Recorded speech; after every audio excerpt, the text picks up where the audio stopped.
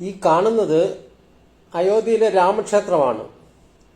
ആയിരക്കണക്കിന് ആളുകളെ കൊണ്ട് എപ്പോഴും തിങ്ങി നിറഞ്ഞിരുന്ന ഈ ക്ഷേത്രത്തിന്റെ ഇപ്പോഴത്തെ അവസ്ഥ കണ്ടോ?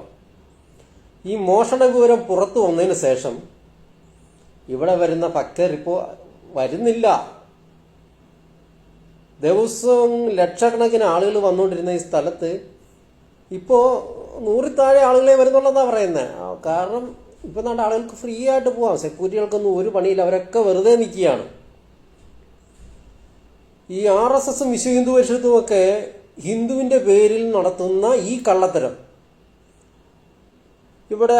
ഇവർക്ക് ഇവിടെ സമ്പാദിക്കാനും അവർക്ക് സുഖിച്ച് ജീവിക്കാനുമുള്ള ഒരു മാർഗം മാത്രമായിട്ട് കണ്ടോ. ഈ കച്ചവടക്കാർ പറയുന്നത് ഇപ്പോൾ ഒരു മനുഷ്യനും വരുന്നില്ലെന്നാണ് പറയുന്നത്. ലക്ഷക്കണക്കിന് രൂപ മുടക്കി സ്ഥാപനങ്ങളൊക്കെ ഇട്ടിട്ട് ഇപ്പോൾ ഈ മോഷണ വിവരം പുറത്തു വന്നതിന് ശേഷം കച്ചവടമേ നടക്കുന്നില്ല ഇവർക്ക്. ഇവരെല്ലാം പെട്ടിരിക്കുവാണ്.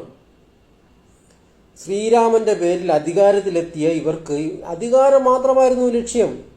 ഇവിടെ വരുന്ന കോടിക്കണക്കിന് രൂപ അടിച്ചു മാറ്റുക, ഇത് മാത്രമേ ഇവർക്ക് ലക്ഷ്യമുള്ളൂ.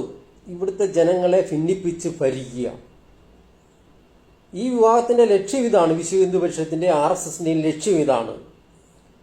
ഈ ജനാധിപത്യ ഇന്ത്യയിൽ ജനാധിപത്യം ഇല്ലാതാക്കി ഹിന്ദുത്വത്തിന്റെ അജണ്ട നടപ്പിലാക്കി അതിനുള്ള സാമ്പത്തികത്തിന്റെ മാർഗം കണ്ടെത്തുക മാത്രമായിരുന്നു രാമക്ഷേത്രം.